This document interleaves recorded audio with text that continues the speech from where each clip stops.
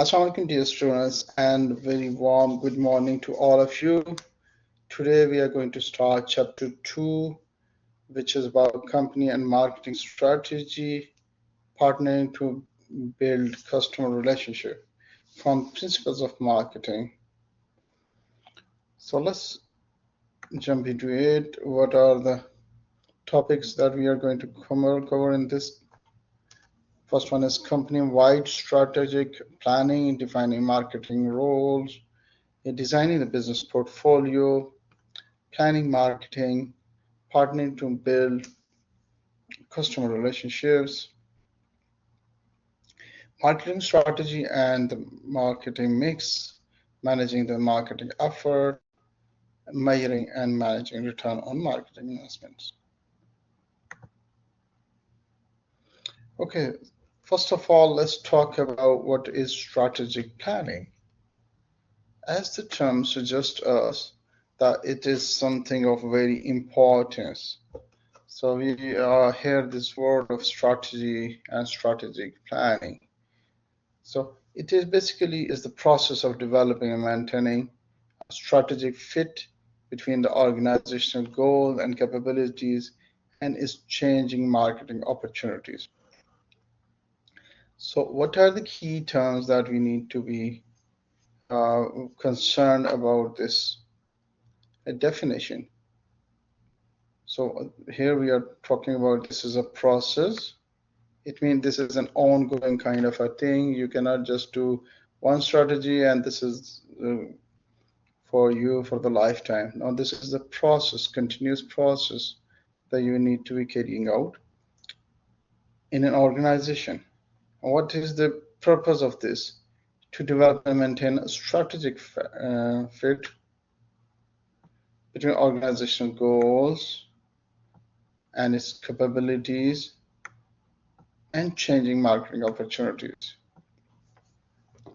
So what happened is like this is your goal that you have set, but the marketing opportunities have changed over the period of time.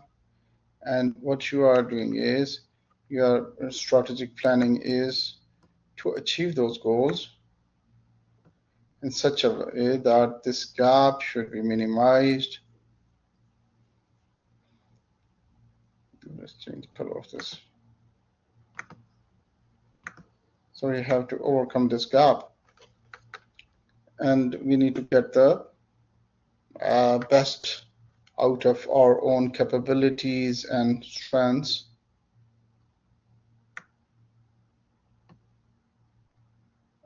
So looking into the marketing opportunities, the business opportunities. So it's like we are driving a car. When we are driving a car, you just don't sit and just put the car and go in front. The car just keeps on changing according to the road, isn't it?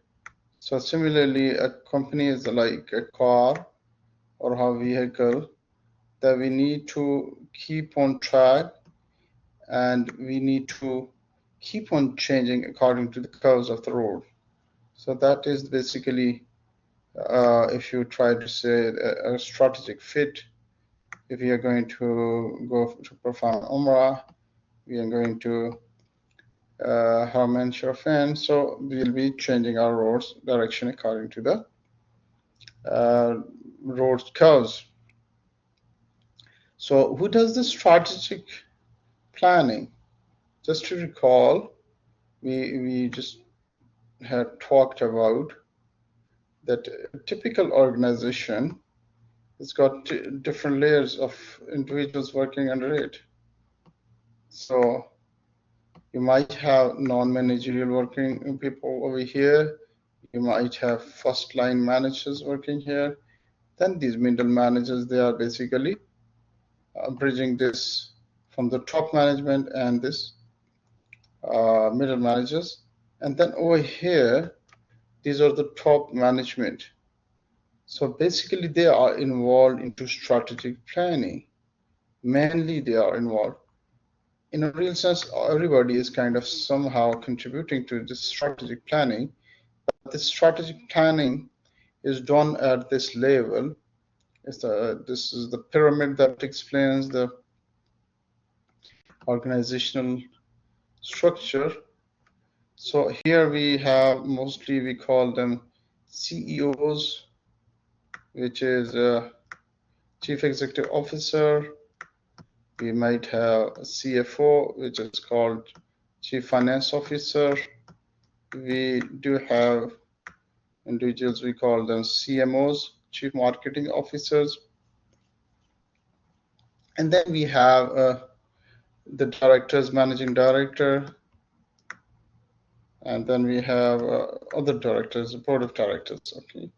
So these are the people, they are on the top, and they make all these strategic planning. So that is what you have to understand. So there are basically two views on strategic planning. One is the traditional view. The traditional view says that the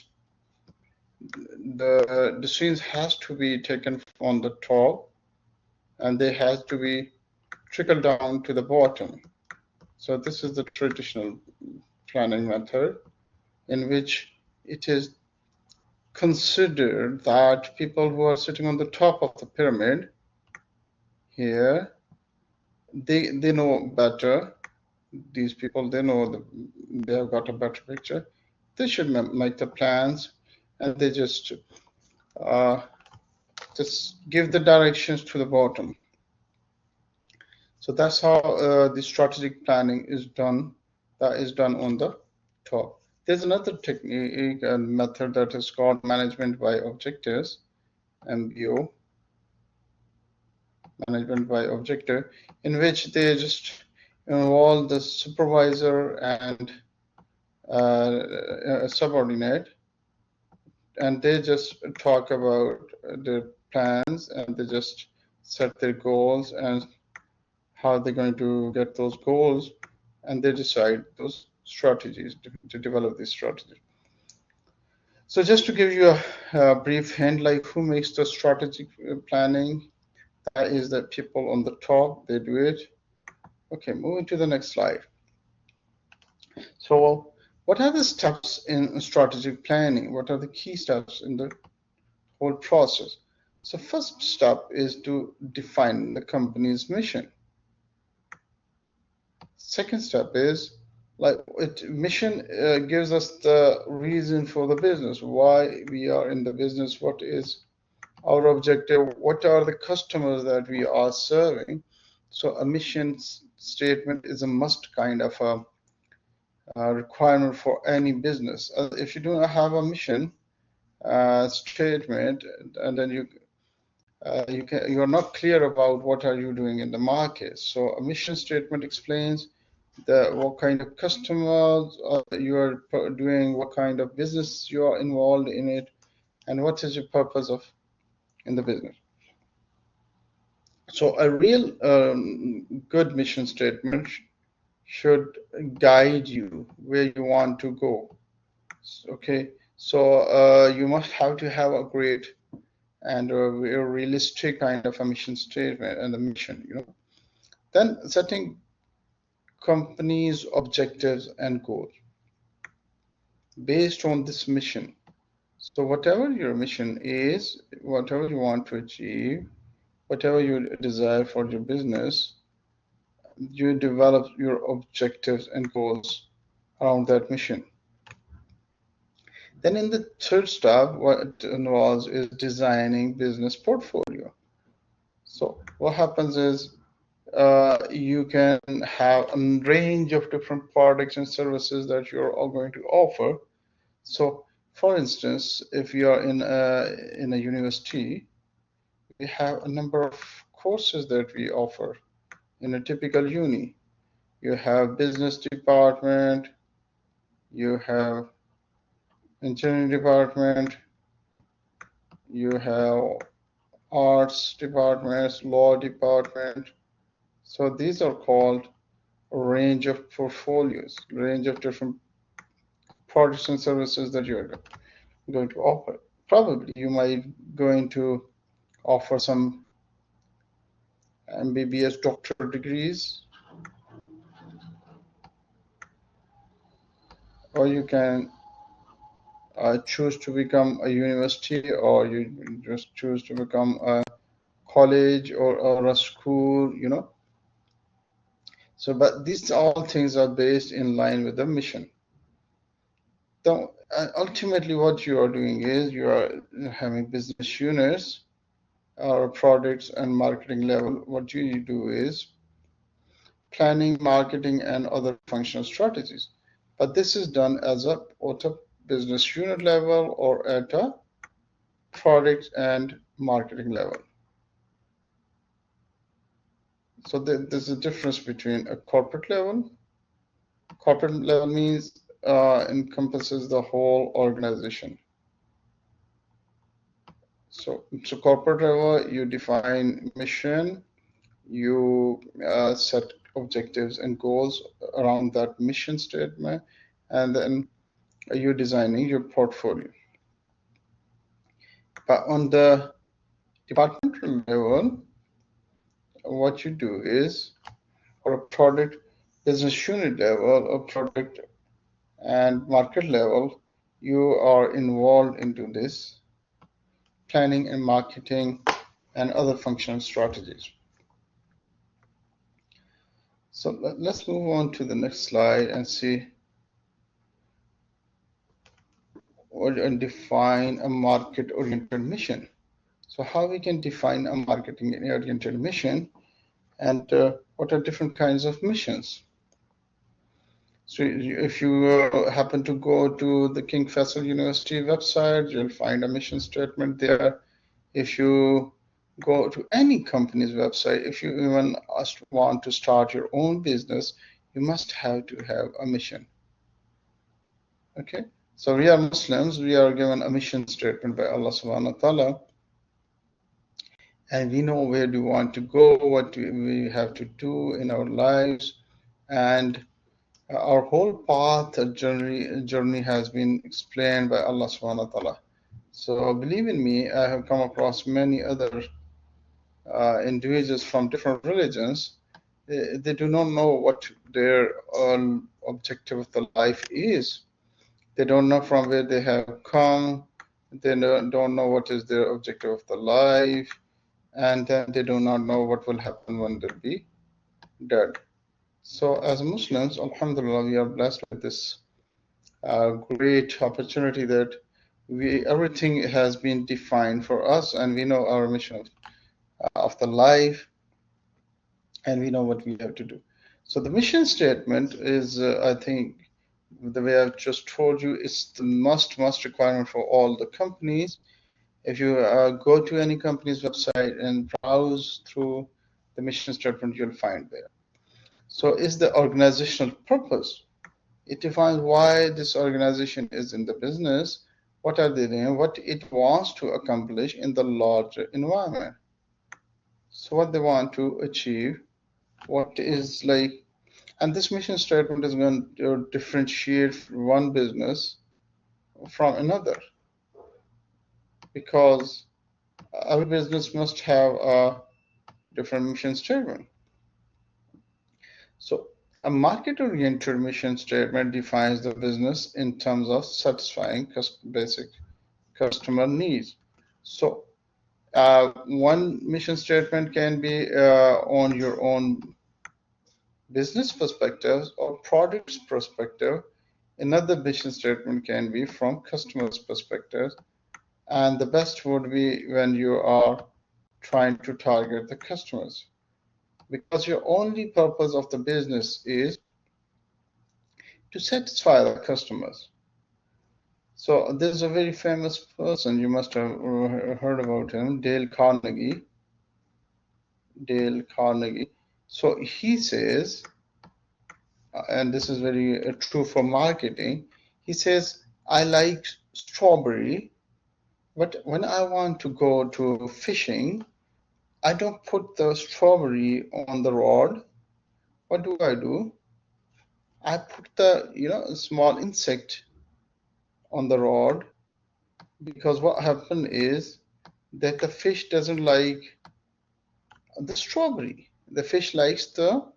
So the thing is that the fish doesn't like the strawberry. The fish likes the insects. So that's how I get the fish. That's how I get the fish, you know. So this is the same thing. If you are going to uh, be more concentrating on the product as compared to the customers, there might be some chances that you will be missing the bigger picture. So we got the example of the Nokia, as we already talked about. So Nokia is a typical example. They were very much focused on their product.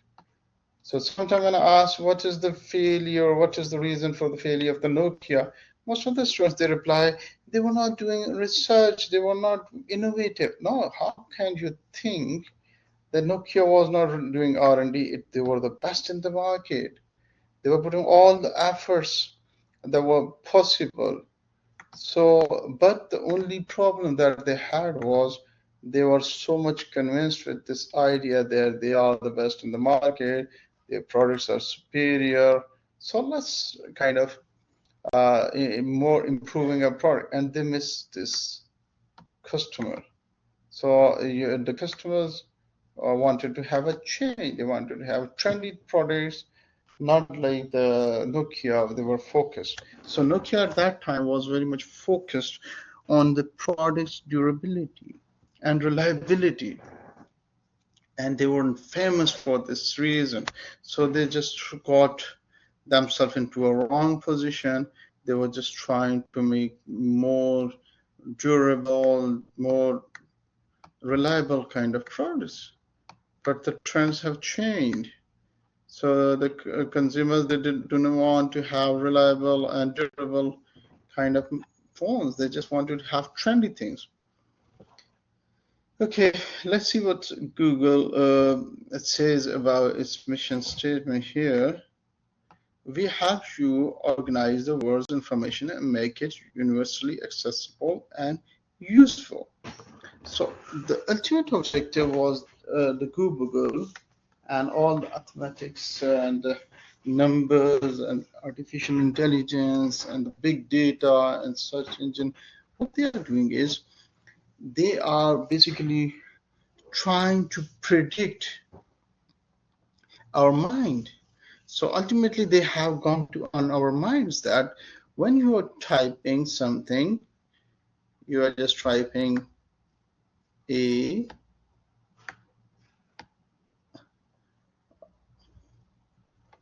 L. Let's type something. We are looking for a airline, AIR.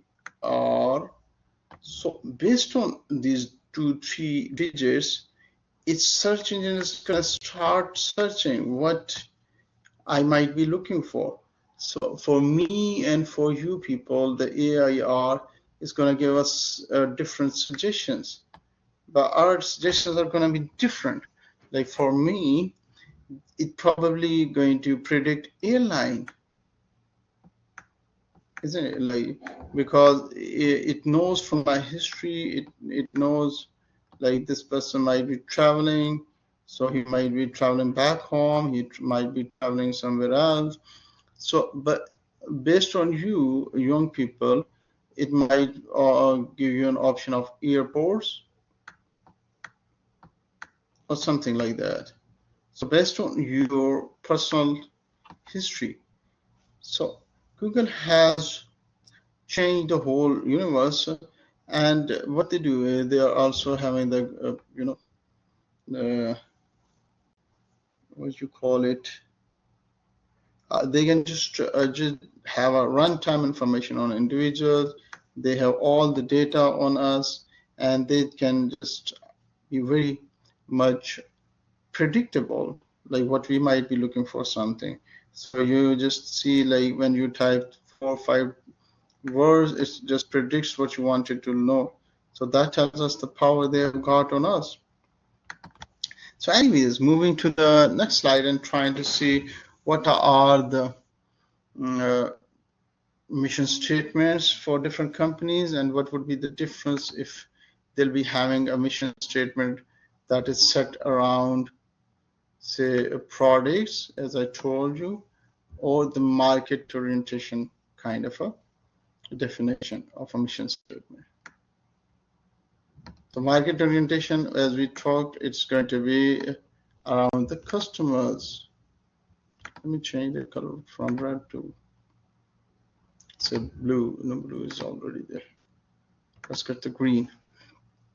So let's see what Amazon has got. Let me make a product. How we can make a product?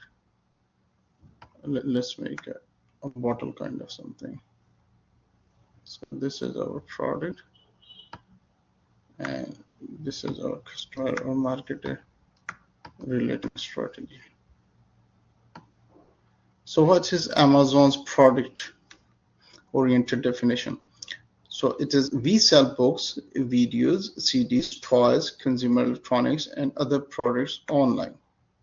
So that is going to be a product centric kind of a mission statement, where they are just being focused.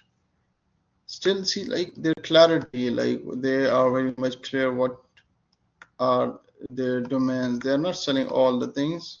If you and me are going to start a business, we'll be selling everything on the internet. But no, they have just categorized the kind of products they are selling.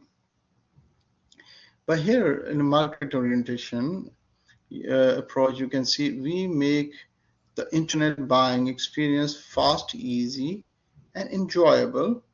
We are the place where you can find and discover anything you want to buy online.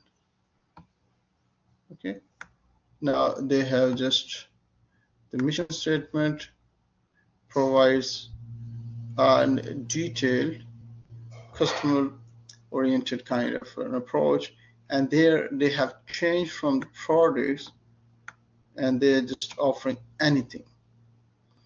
Now here, when they are just offering anything, they are just being concentrating and focusing on the customers, what the customers want. What are the things that they will be needing more, and how we can provide these services. Again, coming to the Disney, let's see their product-oriented kind of mission statement if they want to make. We run theme parks. That is what they are doing. But if you are just look at from a customer's or marketing perspective, what is their focus is going to be? We create fantasies, a place where dreams come true, and America still works the way it's supposed to. So basically what they are doing is they are just selling the dreams. They are selling, everybody wants fantasies, and they're just capturing those, hidden individuals' motives, and they're just trying to address those motives that are more on the individual minds and what we want to have a player when we want to go to the theme park. So basically, none of us, we want to go to the theme park because we need to see those roller coasters. We are more interested into our fantasies. We are more interested in our, making that fun kind of memories that we are going to have. We are not very much, but to be honest, these roller coasters and other, things, they just scare you out. I myself recall it was probably the most scariest experience that I had when I went to the Blackpool and we sit on the roller coaster, and that was my first and the last experience in my life. So I probably might not go there, but at least it was adventurous, and it has got your memories, and it is like the memories you would cherish over the period of time. Let's see the Nike's product-oriented approach, and they say we sell athletic shoes and apparels. But if you just try to see the market-oriented definition, they say we bring inspiration and innovation to every athlete in the world. If you have a body, you are an athlete. So basically, they are just trying to convince everybody that you are an athlete, and their whole objective is to make the people keep moving and keep doing exercise. So we bring inspiration and innovation. So you'll see them all the time coming up with more athletic stuff. So they're putting all their efforts, and these are all athletics. They are revolving around athletics and sports. So I hope we understand the difference between product-oriented definition and market-oriented definition. Now, see the setting companies' objectives and goals. So we can set the company's objectives and goals, and they can be like business objectives, and they can be like marketing objectives. So building a profitable customer relationship is going to be an objective that is more towards the business, because we want to get the maximum profit out of our customers. So we want to have a profitable relationship with our customer, and then invest in research that can also be a business related objective, and then improve profits can also be a business objective. And if you're trying to see from the marketing objective, we are very much concerned to increase our market share. For the students who do not know market share, let me make a pie chart to explain it to you. So a market share is basically based on all the offerings for this particular product. Say we are talking about carbonated drinks, in which we have Coca-Cola. So we can talk not just the soft drinks, I'm just talking about the carbonated drinks. Carbonated, okay? So carbonated drinks. And we need to see what is the market share. So only the carbonated drinks, we just measure out all the carbonated drinks, they make 100% of the market share. So imagine we have got like Coca-Cola, that is like 33% of the market share. Imagine we have Pepsi, it has got 23%. And then we have, say anything like 7-Up, they have got like 17% of the market share. And there's other Coke, they are 16, and I have to make them 100%, to be honest.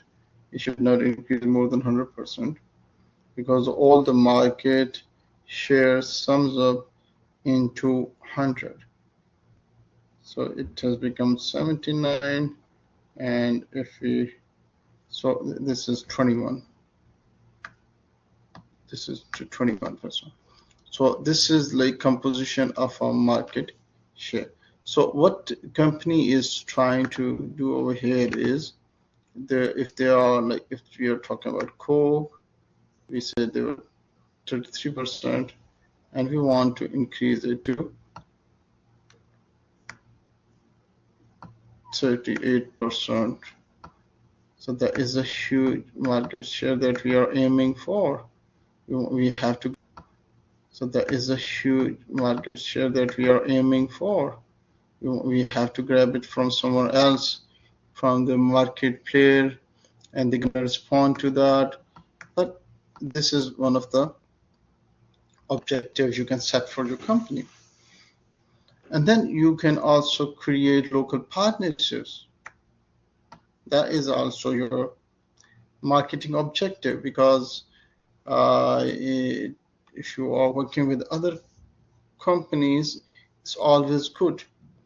So initially what used to happen was these suppliers and other, retailers, wholesalers, you were just treating them as your competitors and you were just treating them as enemies.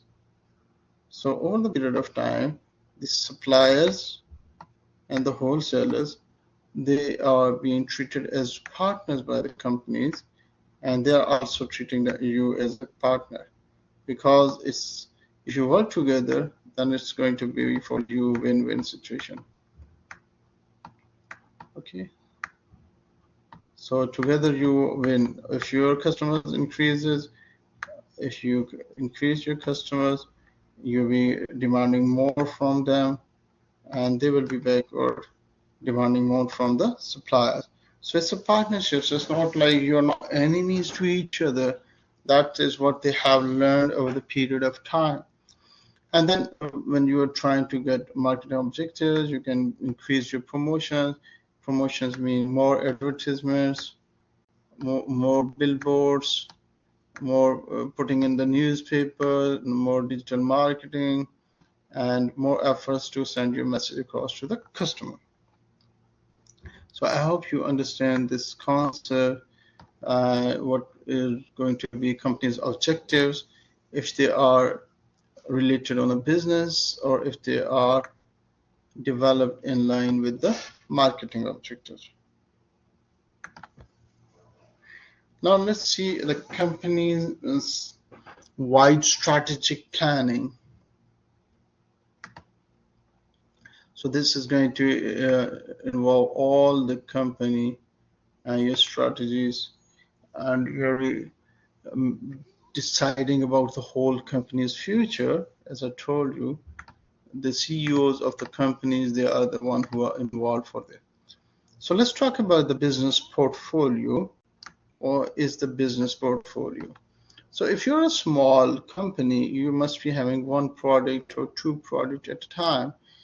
A business portfolio is the collection of the businesses and products that make up the company. So there can be lots of different products that you might be having, and there can be lots of different businesses you might be running. So here we are just talking about a multinational company, or at least a big company, we're not talking about a small business.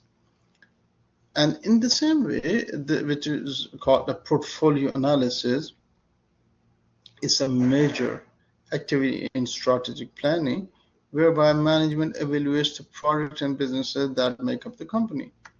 So the businesses, or the big companies, like if you take the examples of P&G, which is called Procter & Gamble, we are very much familiar with P&G. They've got a range of products and categories. So I think they have got more than 80. They've got 80 plus brands. Okay, so let me read out what are their different categories they have got. They are into baby care, they are into fabric care, they are into family care, they are into feminine care, they are into grooming, they are into hair care, they have like home care, they've got multi-brand programs, they've got oral cares like toothpaste and all the things, they've got personal hair health care, they've got skin and personal care products. Let me give you the names of different products. Like if you take the example of baby care, they have baby diapers. Like they have baby diapers. They call them Charlie Banana. They call them Loves. They've got another which is called Ninjas. They've got Pampers. So they've got like 4 major brands that are just in baby care. So if you talk about the fabric care, The famous brands they're having is called Ariel. They've got Bonus. They've got Cheers Colorful. They've got Downy, Draft, ERA, Gain, Rindex, Tide. So we can see that they've got 33639. Okay, so in fabric here, let's write it here. I see fabric here. P&G has got nine famous brands, like I just shown you.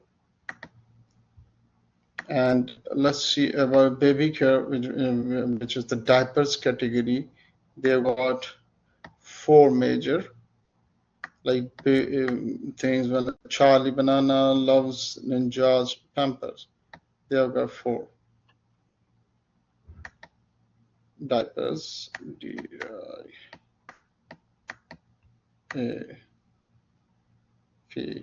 Diapers. They've got 4. Okay, let's see one of more their brand category, and they will understand like what is the portfolio. Okay, regarding grooming, so these are for the shaving accessories for the men, or let's see the hair care. In hair care, they have got Aussie, they've got Head and Shoulder, they've got Herbal Essence, they've got My Black is Beautiful, Old Spice, Pantene. So they've got like 6 brands in hair care.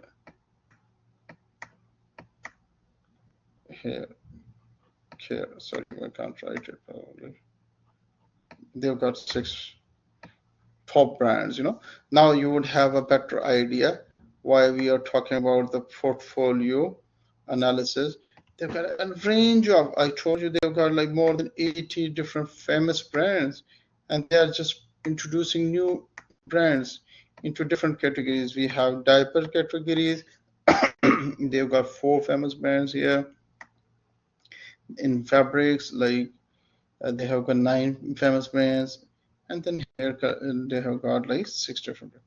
Now you would understand why we need this business portfolio, because you do not know which particular category, which particular brand is giving us the maximum output, and which particular brand is actually a cost which is not very profitable for the business. So say we are talking about hair care, Aussie's Head and Shoulder, Herbal Essence, My Black is Beauty, Old Spice, Pantene.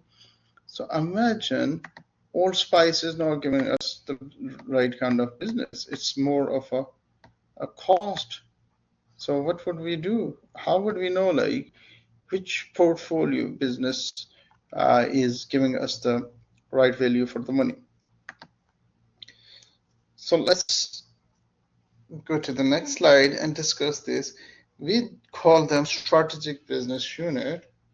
What is a strategic business unit? It's a unit of the company that has a separate mission and objectives that can be planned separately from other company businesses.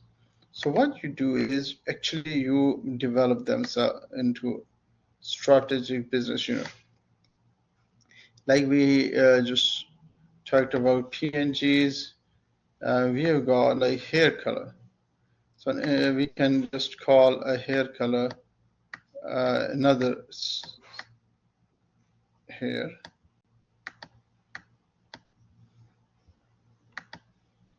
care as a strategic business unit.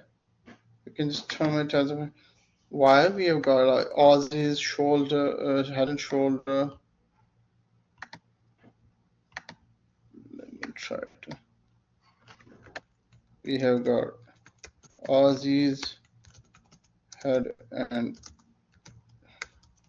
Shoulders. What else? Then we have Old Spice, Pantene,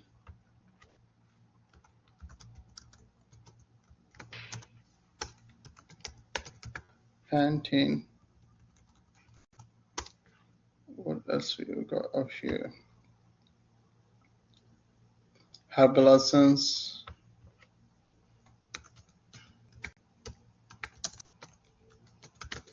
Herbal Essence, and what else? Pantene, Herbal Essence, Aussies. We have My Black is Beauty. Okay, let's do My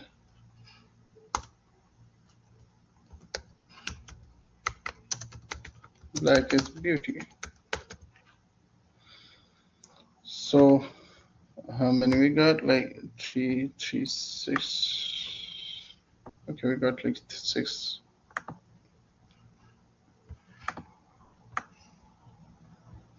Here you go. These are the different famous brands that they make all. So we call them as one strategic business unit, and we just consider them as we just call them hair care brands. These are the hair care brands. So why do we need it? So that we can set a separate mission for all this hair care products, and we should understand like how much we are earning and how much it is expensive for us, what is our target. And because we are fighting into different categories, so there's a huge competition in each category. So there you got hair care category, there was a grooming category. So we need to make a separate strategic business unit. It must have a company division, and it has its own product line with a division, and it has a single product or a range of brands. So these are the characteristics of the strategic business unit. So here we have got here in Procter and Gamble, P&G, and we are just treating it as a one strategic business unit. I hope you understand this concept of strategic business unit. If some students want to make a question, they can just ask me the question. We can just explain.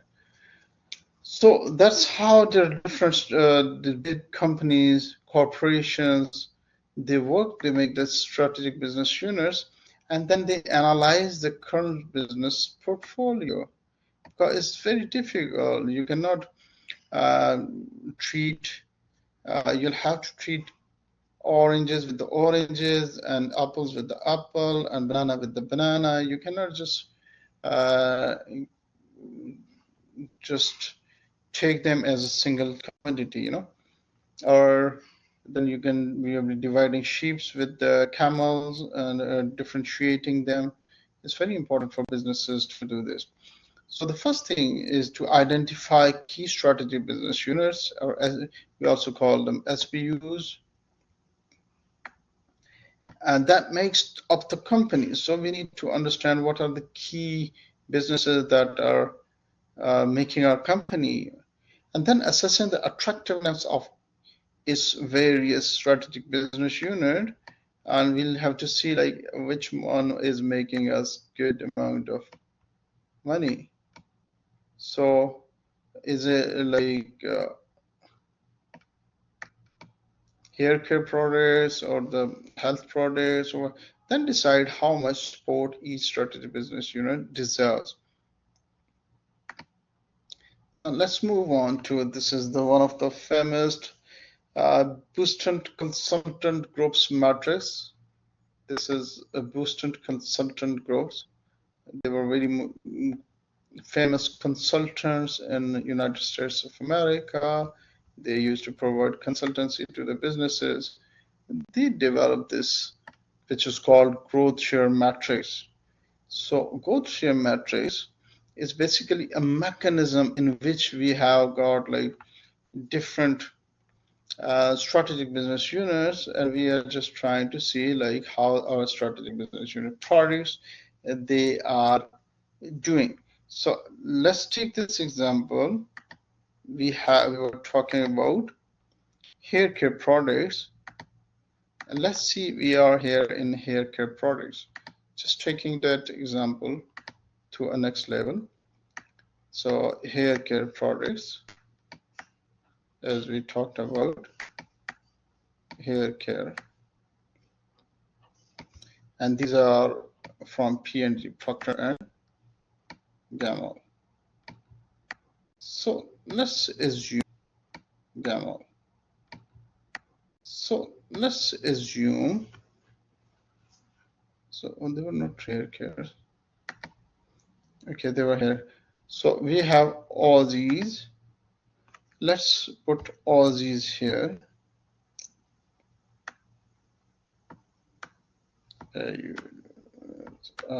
Sorry, my mouse is not helping. Let's see, we have Head and Shoulder and Herbal on the other. Let's put here Head and Shoulder and Herbals here and stars.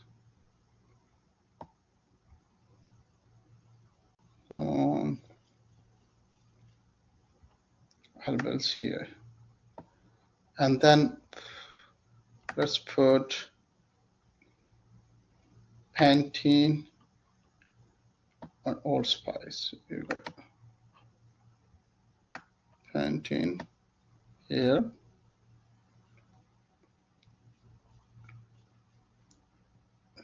Pantene.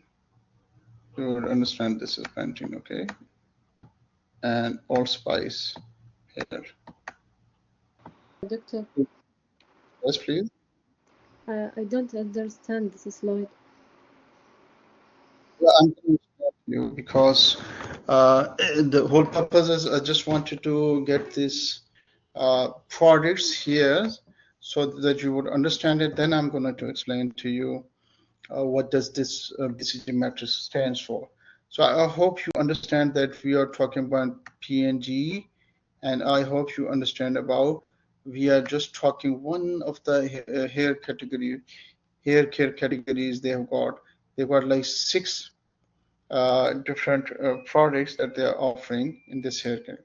Now I'm going to explain to you this BCG matrix.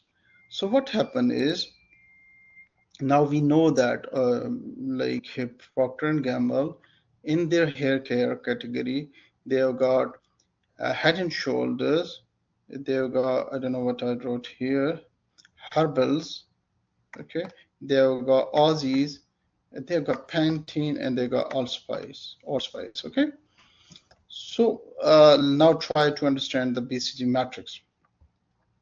So BCG matrix is basically devised on looking 2 things for those products. One is the market share. So as I explained to you in my previous slide, like how much market share we have got for this particular categories of product, you know. So based on the market shares, because we are in the same Procter & Gamble's hair care categories, we have developed this. And then another thing that we see is the market growth rate. What are the chances that this market is going to grow over the period of time? So is the market lucrative? Is like this, for example, here we are in the hair care, and we are optimistic that hair care is going to be more lucrative for in the future. The customers are going to be more interested into this, and then on this basis we just work out these things. So which I just put it here like randomly. It should not be this way. The company does it after doing a proper research.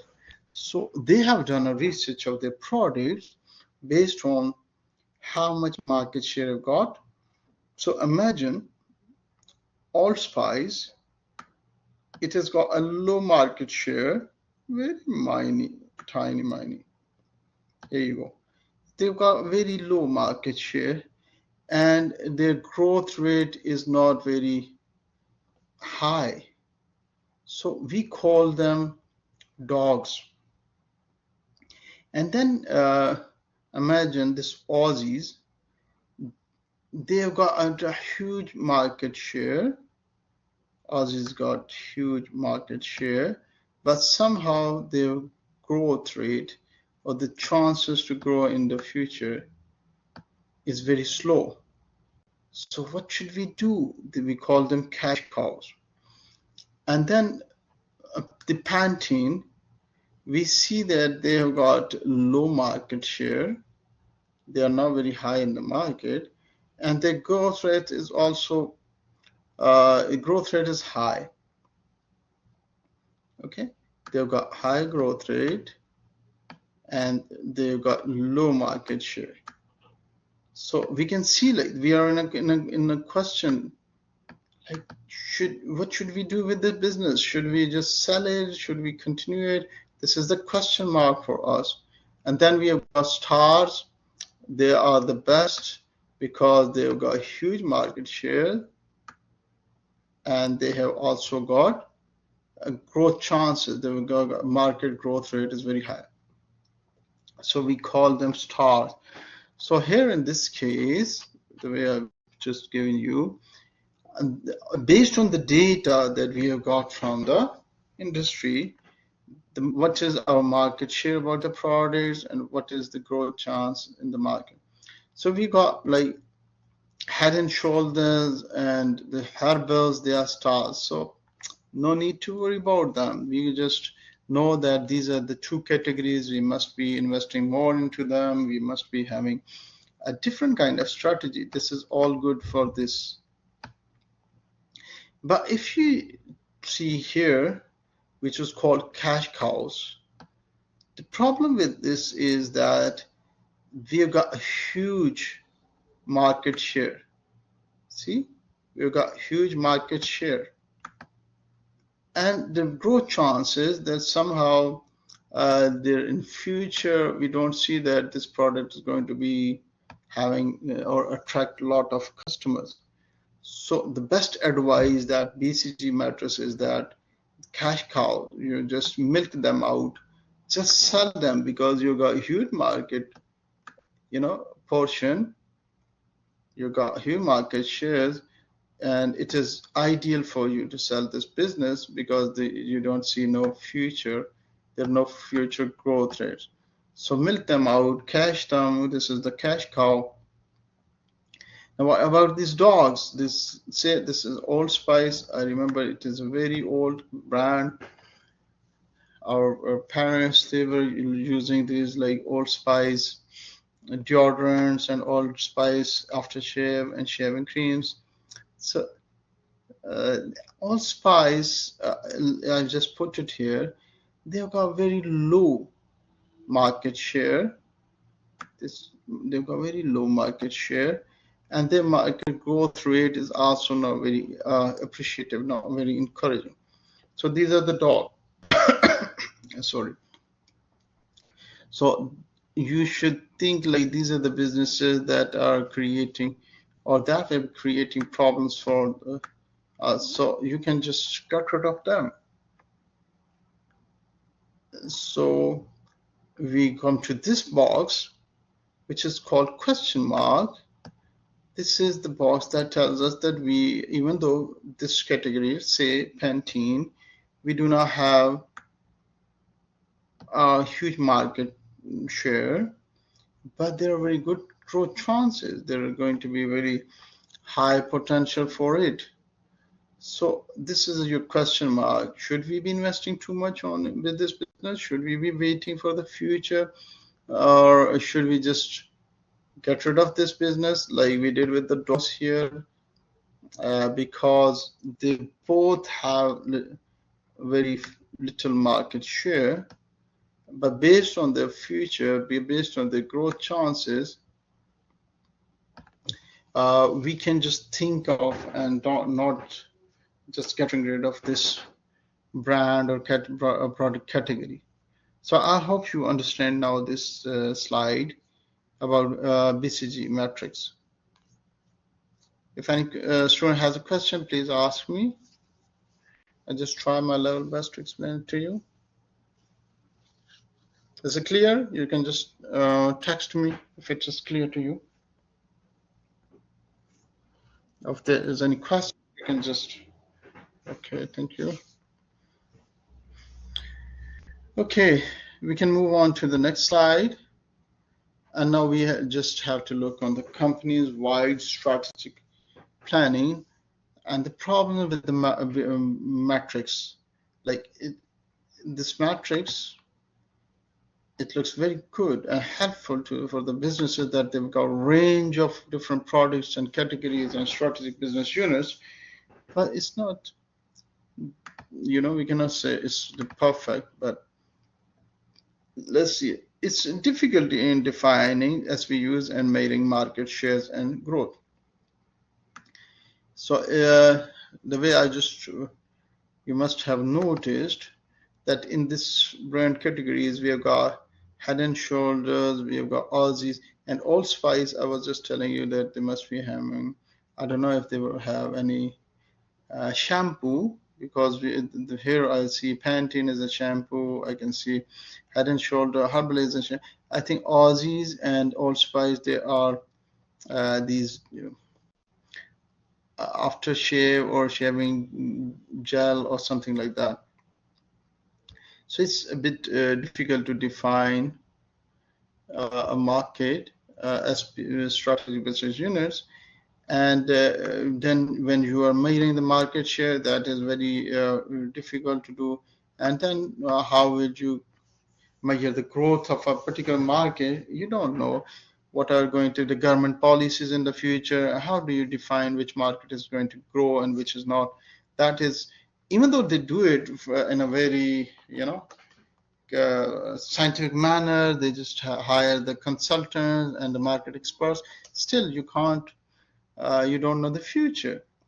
And the secondly, the problem with this is it's a time-consuming activity in which you might need to hire the market gurus, and they just sit and they do lots of numberings, because every strategic business unit, you'll be measuring their profits on for the last, and then you'll be measuring on the geographical location, which location they are performing good, which country they are performing good, because P&G is in the world, and they are just providing products and services to the whole world. So it's a big thing. I don't know if it is not performing good in Australia, they must be performing good in America, and America is a big market. So if they are not providing, so then it is very expensive. When you are hiring consultants and gurus and you're spending your company's time, it becomes very expensive process.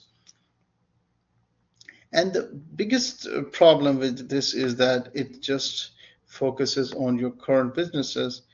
It does not take into account not future planning. So you do not know like what is going to be your business future planning. For instance, if the business is in the future, they want to expand into this gents aftershave and the grooming categories, then they might be keeping Old Spice. They would not be kind of selling it off, and they're just getting rid of this business right now. So anyways, these are the limitations. This is the few of the problems that BCG matrix have got. Now we are developing strategies for growth and downsizing. So these are two contrasting activities. Growth is when you are just trying to increase businesses, and downsizing is when you are just trying to get rid of a business. So product market expansion grid is a tool for identifying companies' growth opportunities that through market penetration, market development, product development, and diversification. So you can get these through product market expansion grid. This is the product market penetration grid. So developing strategies for growth and downsizing product market expansion grid strategies. So we can have different kind of strategies in which we want to expand our businesses. First strategy is called market penetration. Second is market development. Third is product development, and fourth is diversification. So these are the 4 strategies that companies adopt if they want to grow or downsize their products and services. So we're gonna discuss these at length in the next slide. So let's see what strategy is suitable for businesses in what way. So if you are trying to increase your business in your existing products and into your existing market, so this is the same products and this is the same market where you want to increase them. This is your market, so it's Al-Hassa, Al-Hassa. And it's the same product category, say Pantene.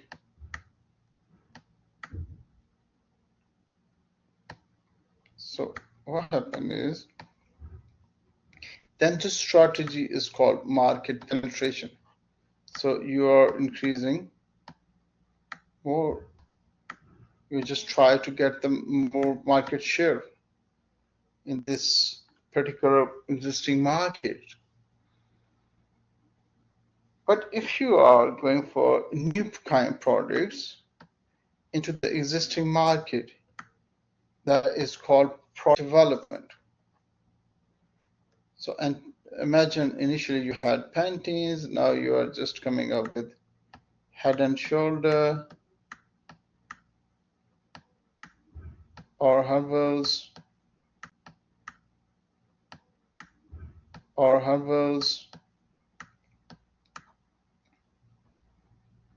in this same market. Over here, you're just selling to the Al-Hassa region. That is going to be called product development. Did you get this idea? So if you are increasing your new products into existing market, that is called product development. If you are having existing products into existing market and you just try to increase them, that is called market penetration. Now you have got another option to increase your business, and that is to explore new markets. Why we should be limited to Al-Hassa? Why can't we go to Dammam? Why can't we go and sell it to Riyadh? Sorry, Riyadh or any other region, Jeddah. So, but this way you are developing new markets. So this is called market development. If you are selling your existing products, which are Pantene, into other markets, you are basically involved into a strategy that is called market development. But what if the company choose to develop new products and they're just selling it to the new category? For instance, new markets, they are just selling into the new market. So we just develop new products and we are just selling into the new market, products and markets. That is called diversification. That is like good for the companies to survive, But if the people are having a backlash on the P&G's products, a pain team, and if you're putting all the efforts of the pain team to be successful in all the different markets, so you are not basically, you're putting all the money on the same horse. So diversification is also an option for the companies. So here we have learned that this we've got 4 different strategies for growing a business or increasing a business. First one is if we are selling existing products and products or services in existing markets, that is called market penetration. There's another option that we have got, like we can develop new products and we are selling into this existing market, that is called product development. If we have got existing products and if we are selling it to a new market, that is called market development. But if you've got new products and we are selling into the new markets, that is called diversification.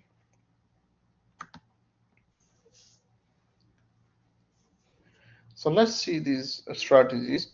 Market penetration is a growth strategy, increasing sales to current market segment without changing the products. So it is again explaining this, what I've just discussed here. So it's explaining market penetration. And then market development is growth strategy that identifies and develops new market segments for current products. And product development is a growth strategy that offers new or modified products to existing market segments. And diversification is a growth strategy that through starting up or acquiring business outside the company's current products and markets. Then you can have an option that is called downsizing. It's the reduction of the business portfolio by eliminating products or business units that are not profitable or that no longer fit the company's overall strategy. We saw this in BCG metrics and we call them dogs. Okay, and they also were in the categories of what?